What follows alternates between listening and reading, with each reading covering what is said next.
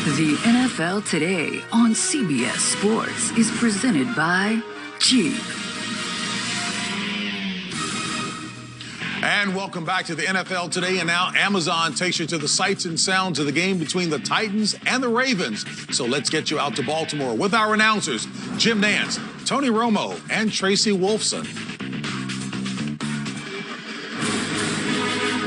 JB, we've got a big one here in Baltimore. There will be no fans, but plenty on the line in this crowded AFC playoff picture. This scenario here, it's vital for both teams at 6-3. Hello, friends. Jim Nance, Tony Romo, Tracy Wolfson. For the first time ever, a conference, NFC or AFC, in this case, our conference, the AFC, has 9 teams through Week 10 with at least 6 wins. 2 of them are going to be on the field today, Baltimore and Tennessee. So you get to the end of the year, Tony, this game could have so much to do. A tiebreaker on the line with the winner today. It's vital.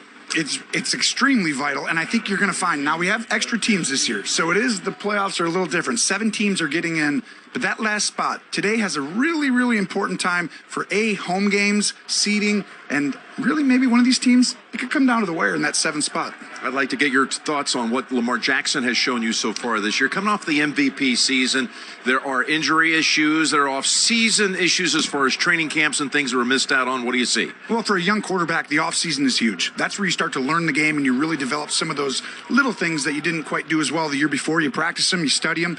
But for him, he didn't have that.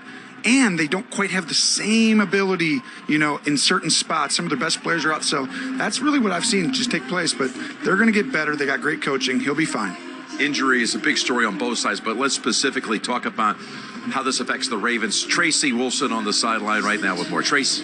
That's right, Jim. There are new faces and new places for these Baltimore Ravens. We're going to first start at the offensive line where center Matt Skura will not start today. Patrick Macara will take over because Skura has been dealing with those snapping issues. And then in terms of injuries, their best blocking tight end, Nick Boyle, out for the season with a knee injury. That is huge on the offensive side of the ball. For the defensive side of the ball, they are without their 2 best run defenders in Calais Campbell and Brandon Williams. Certainly a bigger challenge going against Derrick Henry. And one other, no wide receiver, Dez Bryant, will be active for the 2nd time this season. If he plays, how much he plays remains to be seen, Jim. All right, Tracy, if there's only someone in the building who knew how to get the football to Dez Bryant, whatever that could be. Let's get back to Derrick Henry, though. Great point by Tracy. Without Brandon Williams, without Calais Campbell, how do you stop this guy today if you're the Ravens? Well, it's difficult for anybody. The number one thing is you got to get in the middle. We just talked about Williams is out, Campbell's out. That's the middle of the defense. This guy comes downhill. He's aggressive, and it wears on you as the game unfolds. Today, you've got to get him down early in this game, Jim. If he gets going early, you're behind. It's really hard to stop. But I think the Ravens have a great plan for it. It was about a year ago at this time when Ryan Tannehill took over this team. This is his 20th start now as a Titan, and the things he's done, I think in a lot of respects, goes a little bit underrated and under-recognized. Absolutely. Took him to the AFC title game last year, and he's doing it again. He's very efficient. He throws the ball well, play action. It utilizes his skill set perfectly. They're tough today. It's about the running game first, though.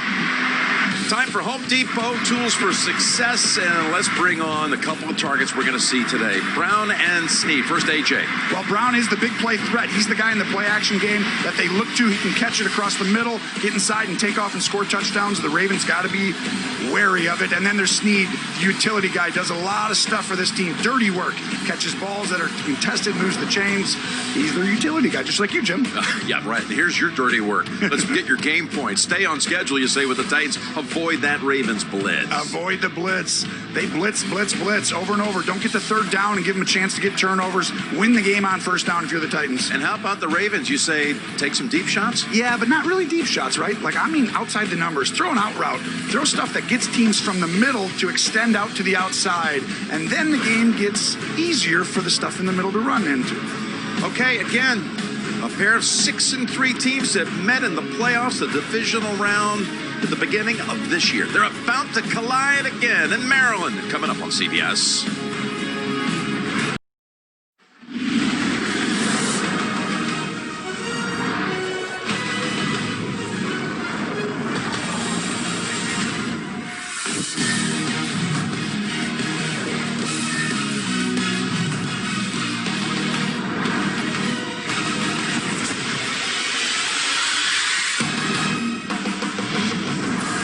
on a gray, overcast day, temperature in the 50s. Mike Vrabel and the Titans getting ready to challenge John Harbaugh and the Ravens. Two identical 6-3 records about to meet on CBS.